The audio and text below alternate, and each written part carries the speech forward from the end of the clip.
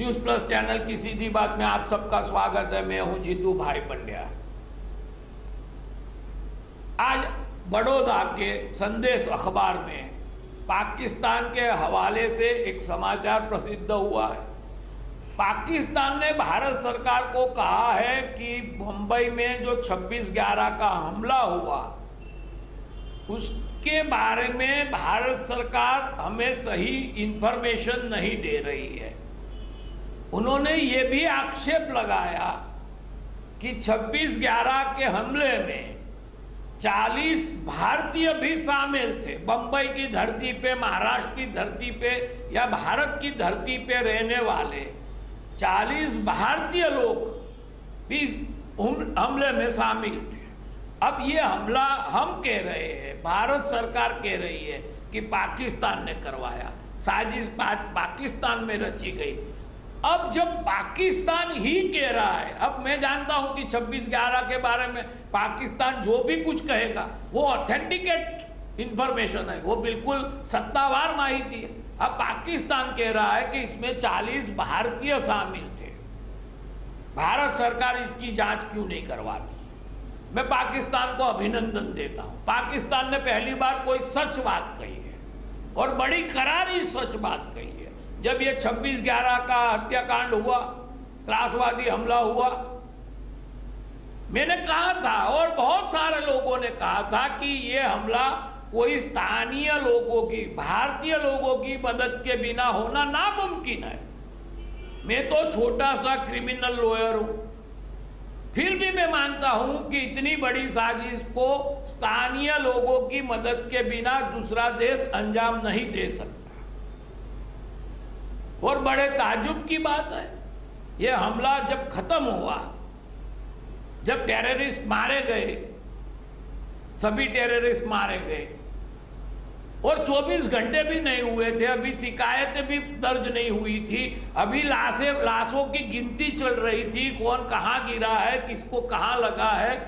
और 24 घंटे के पहले ही महाराष्ट्र के तत्कालीन मुख्यमंत्री देशमुख जी ने टीवी में आके बार बार ये कहते रहे कि इस हमले में कोई स्थानीय हिंदुस्तानी की शामिलगिरी नहीं है।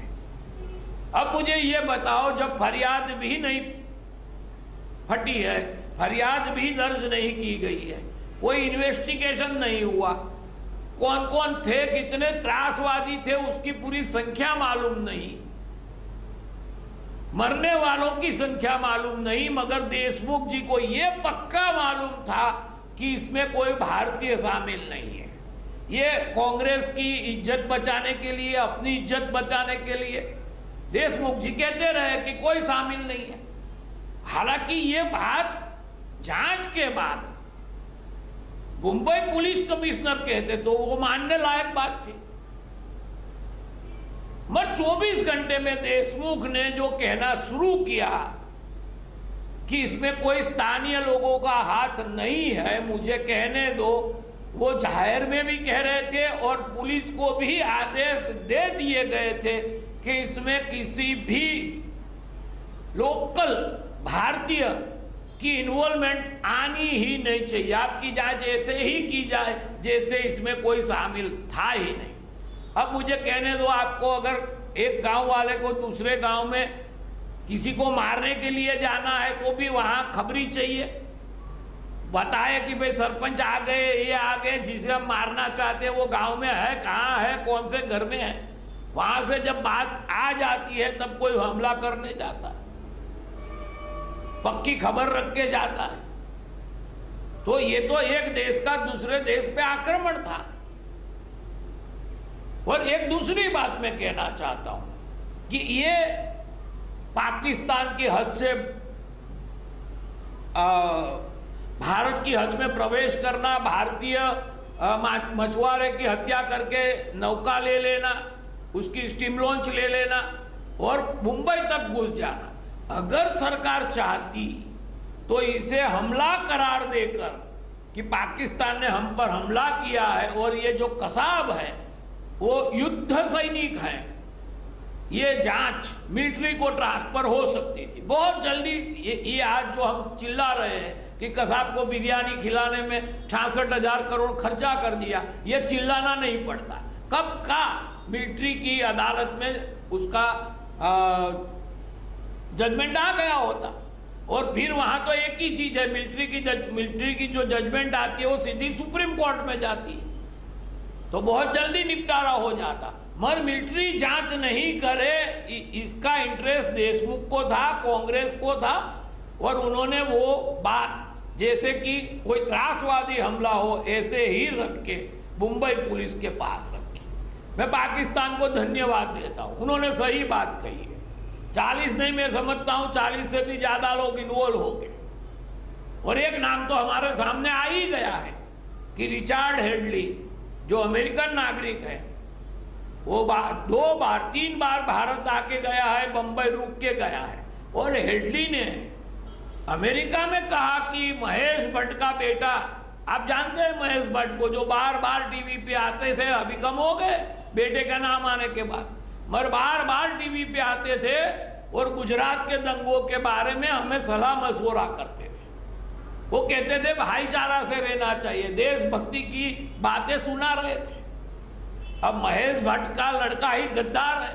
एक नाम आया अपने पास कि महेश भट्ट का लड़का रिचर्ड हेडली का साथीदार था। क्यों न महेश भट्ट के लड़के की कड़ी जांच हुई, धरपकड़ नहीं हुई उसकी, उनका क्यों ब्रेन मैपिंग नहीं हुआ? इसलिए कि अगर ब्रेन मैपिंग होता, कांग्रेस के नेताओं के भी नाम खुलते, एनसीपी के नेताओं के नाम तो खुलते ही खुलते,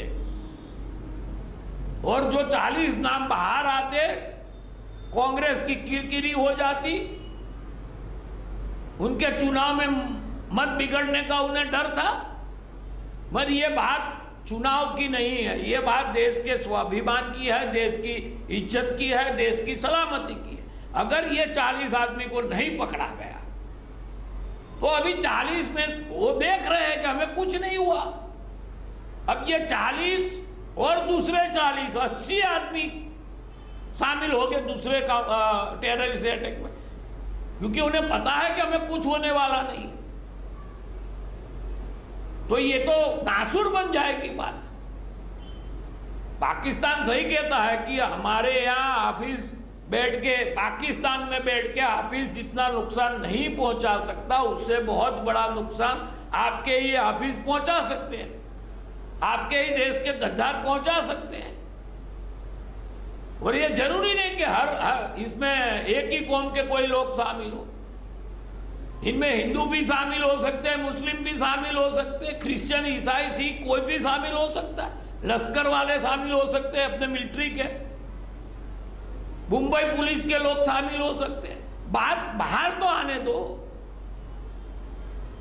तो मैं पाकिस्तान को बधाई देता हूं फिर से कि उन्होंने सच बात कही। पहली बार मैं मानता हूं कि पाकिस्तान ने भारत को करारा जवाब दिया है कि आप अपना घर संभालो, और सही कहा है, वो सच है कि हम अगर ऐसे टेररिस्ट अटैक में साथ देने वाले हमारे ही देश के गद्दारों को नहीं पकड़ेंगे तो ऐसे अटैक होते रहेंगे। सीधी बात में आज बस इतना ही, कल हम फिर मिलेंगे।